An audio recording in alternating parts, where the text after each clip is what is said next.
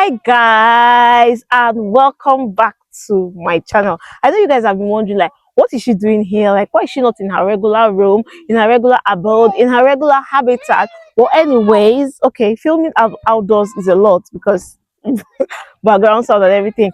It took me a while to like set up this little space to film this video, so you better watch. So from the title you can tell 1 year in the UK. What has been happening? Like, what do you think about, what do I think about the UK? It's been 1 whole year, you guys. I still cannot believe it. Like, time flies, especially when you are not having fun.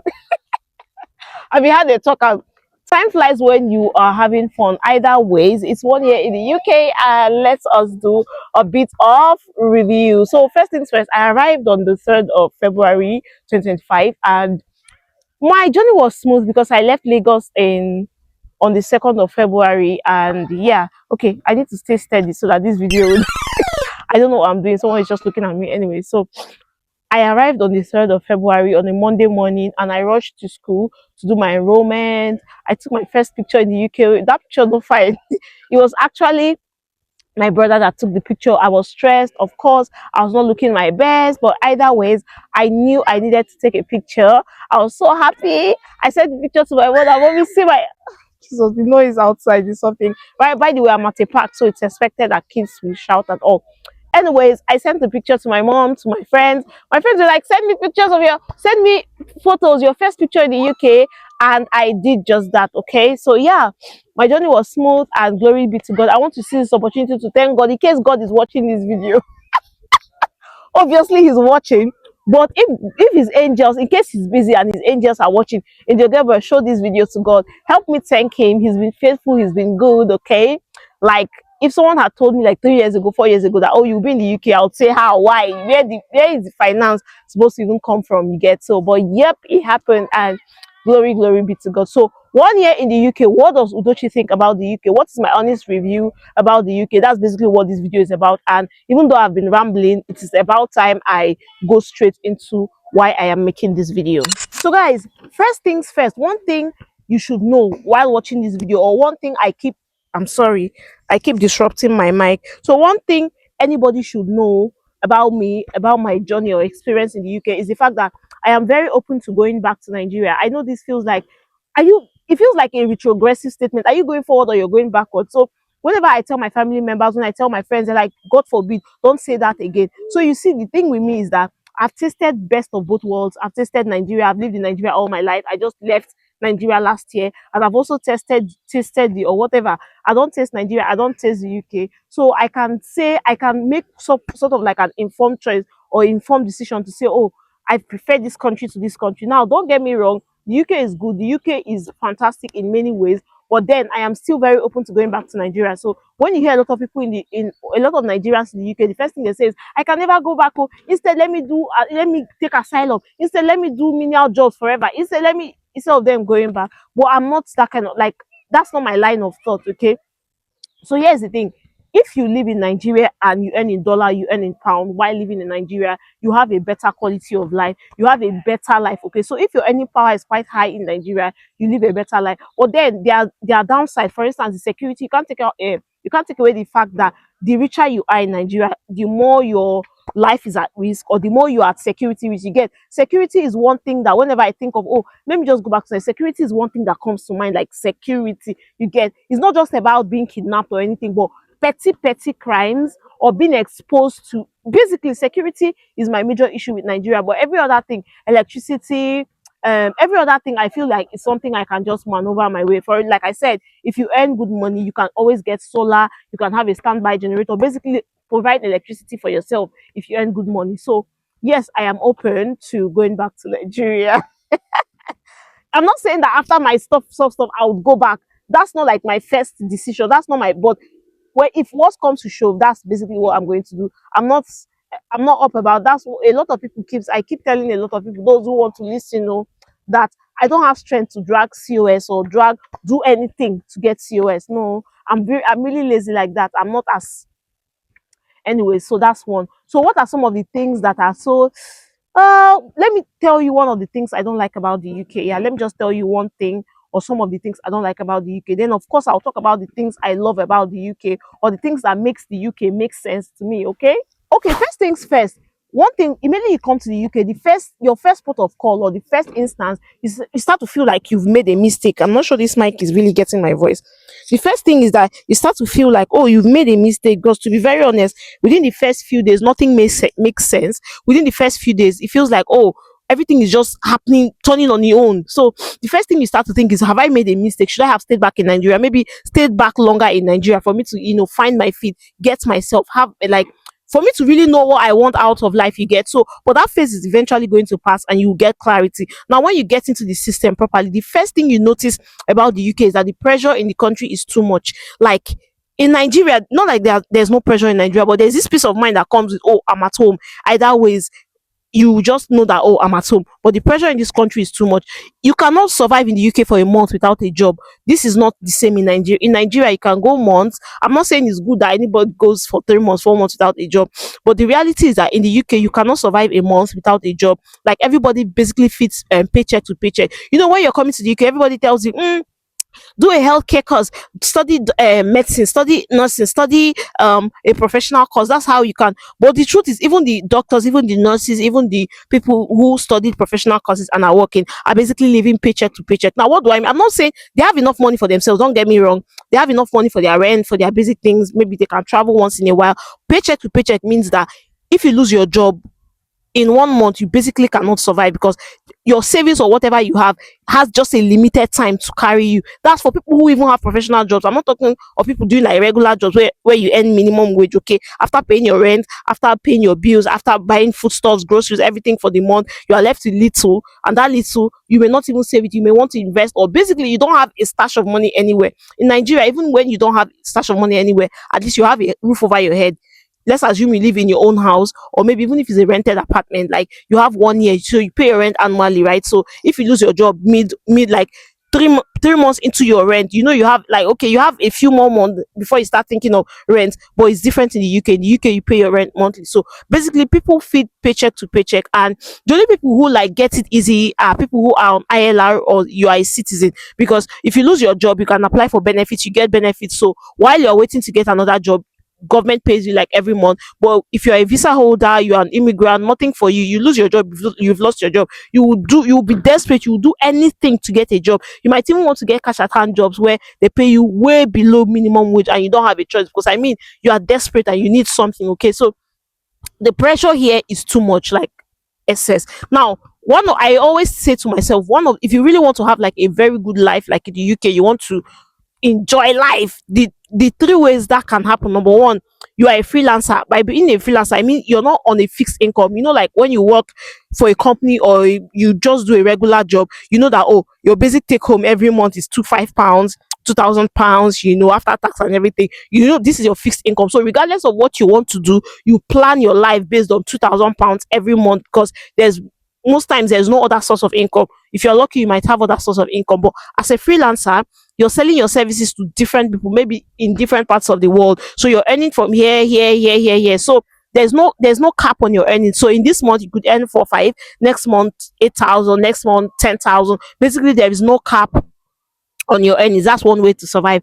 Another form of freelancing is also business. So if you have a business, you're marketing it well, the business is flourishing, there's also no cap on your earnings. So in this month, you could earn £5,000 in profit. In another month, £10,000. Basically, you are not tied to a fixed income, because that fixed income thing, trust me, it makes your life run in circles. You pay your rent, you pay your bills. You know that every single month, what you have out of all your expenses, after making all your expenses and everything, maybe extra thing you have is like £400. That's if you are rich. £300, 800, maybe £800 either ways you get. So another way is for you to be in a managerial position, and for you to manage an establishment in the UK, like it's not your business, but you are a top CEO or manager, any managerial position. You know that your experience has to be a lot, and your experience in how would I say, both in years and in learning, you get. So there are people who have been into something for like 2 years, but they are so smart, they know a lot. So two things: experience in years and experience in doing the job, but experience basically. So for you to be in that managerial position, you know that you're not a newcomer. You're not a newcomer, okay? So it takes a lot. So you're either in a managerial position where you earn a lot, and that one self comes with a downside, because the more you earn, the more tax you pay. So it's not like you earn so much and then the government says, oh yeah, pay 20% as the no, as you, it depends on what you earn. You could be paying as high as 40% in tax. So either ways, if you're not in any of these three category, your life runs in circles. You live paycheck to paycheck. If you lose your job in that month, nothing for you. You are stranded. Okay, so that level of pressure is what I don't like about the UK. The fact that everybody's on survival mode, everybody just has to work at every point in time. If you miss one shift, you go get high blood pressure. Especially if you don't have a permanent job. Of course, people who have permanent jobs are enjoying. But if you're someone that works with an agency, or even if it's not an agency, or you work in a job where they give overtime, sometimes you get, so you are always hustling for overtime. After working your 48 hours, or after working your 48 hours, you are still looking around to see if there will be overtime. Like, for me, that is not life. To be fair, that is not life. Even that overtime, because you need that overtime to make one, two, or two other expenses. Okay, so yeah, that's it with the UK. Basically, that's for me the major thing I do not like about the UK: the excessive pressure. And then if you're a visa holder, your visa is about to expire, you are losing sleep, you're thinking, how do I do, where do I go from here? Pressure everywhere, from school, from work, from visa, immigration. Even if you now finally have the COS, you're one immigration law away from going back home. You get, so you might have the sponsorship, you might have the COS. The new government, like these guys, what's this party, this I'll check.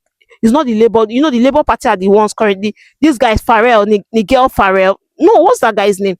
The new party, shit, I would write it if I remember. The new party that wants to come would, they'll bring stiffer, when I mean stiffer immigration laws. Eyes have not seen, ears have not heard. Like, these guys will come with very stiff immigration laws, and trust me, it is not funny. Okay, so yeah, that's basically what I don't like about the UK. Of course, I cannot come here to tell you that, oh, the UK is bad, the UK is this. There are also some good parts of the UK, something I really applaud, and I wish that if Nigeria had half of it, people like us for not come, or a lot of people will just not come. Okay, so yeah, let's talk about the good sides of the UK. So one of the things that make a lot of people come here is the fact that the pay is good.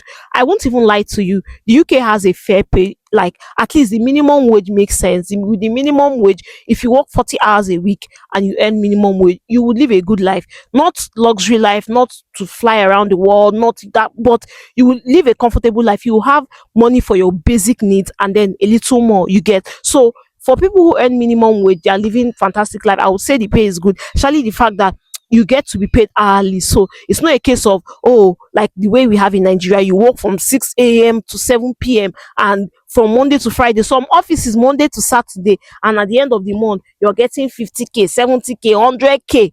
150k. If you take out your transport, you're left with little or nothing. So basically, I like the fact that the pay here is good, even though yes, inflation plays a crucial role. But yeah, for me, I feel like the pay is fair enough. Okay, another thing is the UK offers an opportunity to grow your career. So if you have a professional career, or you are really skilled, you're really talented, this place is kind of like a fertile ground to grow that career, to grow that thing you do. Okay, I like the fact that the government provides opportunities for citizens. Like, I work in a school, as you all know, I work in a school, and as early as 7, 8 years, they're already scouting for footballers. You see scouts coming to school, scouting for footballers, scouting for basketballers. You see army. Like, the last school I went to like 2 weeks ago, I saw a lot of soldiers. I was wondering, like, are you guys doing like an event? So yeah, apparently they were doing like a something recruitment. I don't know what they called it, but it's more like them coming to the school, talking to students about joining the army. So whoever is interested, they just start from childhood to groom you. So I like that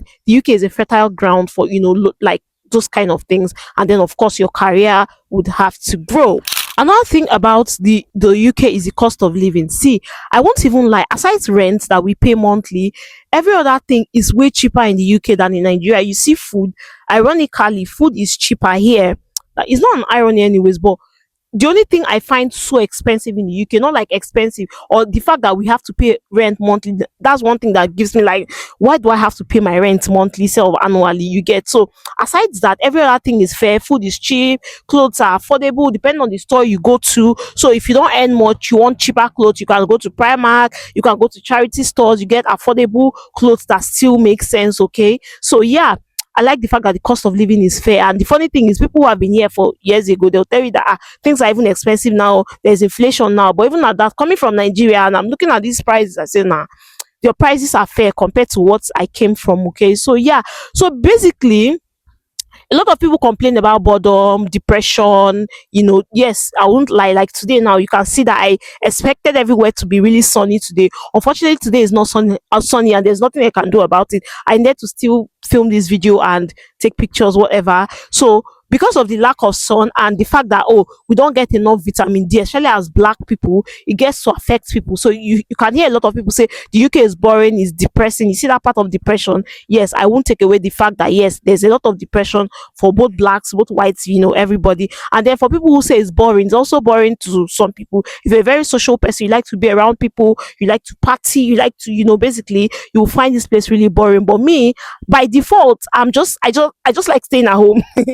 I like being alone by default. So when people say boredom is not part of the things I complain about. Okay, it's just pressure. I complain about pressure, but nothing about boredom. So yeah, is the thing. If you're coming to the UK, brace up.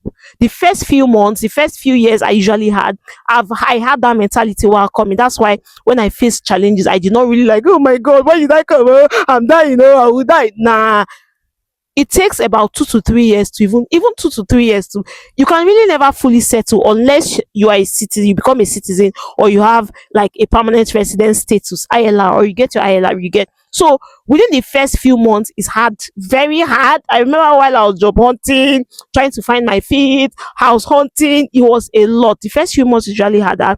And even after 1 year, you are still, even me, I'm here 1 year, I'm still studying anyways, but I've still not. Oh yeah, I'm relaxed now, because of course I always tell myself like I'll be relaxed when I have a permanent job. Okay, which yes, I am working towards that. So there's really no, okay, I finally arrived. Even if you have a house, like, a lot of people get mortgage and all. See, even the mortgage say you're still under pressure because you still have to pay monthly. You get, unless you're a nepo child that you have your bulk money and you bought the house outright, which is real rare. A lot of you are. Eh? You get. So hi. Okay, so yeah, it is the pressure, otipo, you get. So the first few months are usually harder. Prepare, brace for it. If you're just coming, or your plans come as his children, just don't tell, you see the beautiful pictures, it's all a mirage, it's a farce. Okay. You're going to face the reality when you come. Yes, so basically that's my review of the UK after 1 year of usage. So I bought this package. I bought this package called the UK 1 year ago, and I have unboxed it. I unboxed it and I brought out a lot of different things. And I feel like, you know what, you guys should see some of the things I have brought out of this box. Is it good? Is it bad? Is it beautiful? Be careful. Is it ugly? Okay, yes, that's basically what I got to show you in this video. And thank you so much for watching. Please like this video, please subscribe to my channel, and of course give this video a thumbs up. You guys should please like my video. I have a target to hit. This child is desperate to be in my video. I have a target to hit 50,000 subscribers this year, and I know that's going to be possible because if you're watching this video, like this video, YouTube would suggest it to more people who would also watch, like, and subscribe. Okay, thank you so much for watching, and I'm already feeling cold. You guys, my hands are cold. I don't know if you can see, my hands are very my hands are getting really cold. I need to wear my jacket and of course go back home. Thank you so much, guys. I appreciate your effort and your support. I'm 1 year old in the UK. Hooray! I am 1 year old. Thank you so much, guys. Again, I've said thank you like 3 billion times. This child really wants to be in my video. Anyways, thank you so much, guys. Bye bye.